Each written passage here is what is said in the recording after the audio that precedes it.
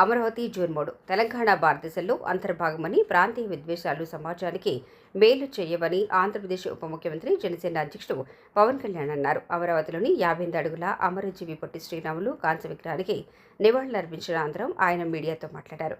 ప్రత్యేక రాష్ట్రం కోరుకోవడం వేరు విషయమని, అయితే తెలుగు వారి కోసం ప్రాణత్యాగం చేసిన పొట్టి శ్రీరాములు ఎప్పుడూ ప్రాంతీయ విభేదాలను ప్రోత్సహించలేదని పవన్ పేర్కొన్నారు. రాష్ట్రాల మధ్య సరిహద్దులు ఉండొచ్చని, కానీ మనుషులకు మధ్య హద్దులు ఉండవని అన్నారు. తెలంగాణలో ఆంధ్ర కాంట్రాక్టర్లు, ఏపీలో తెలంగాణ కాంట్రాక్టర్లు పనిచేస్తున్న సమయంలో ప్రజల మధ్య విద్వేషాలు రెచ్చగొట్టడం సరికాదని వ్యాఖ్యానించారు. హైదరాబాద్ తనకు ఎంతో ఆత్మీయమైన నగరమని, తన పార్టీ కూడా అక్కడే ఆవిర్భవించిందని గుర్తు చేశారు.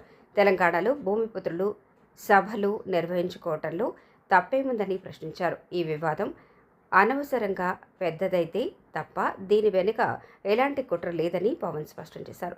బీఆర్ఎస్ వర్కింగ్ ప్రెసిడెంట్ కేటీఆర్తో తనకు సోదరభావం ఉందని, ఆయన ఉద్దేశపూర్వకంగా తప్పుగా మాట్లాడి ఉండరని అభిప్రాయపడ్డారు. అలాగే తెలంగాణ సీఎం రేవంత్ రెడ్డి పాత్ర కూడా ఇందులో లేదని చెప్పారు.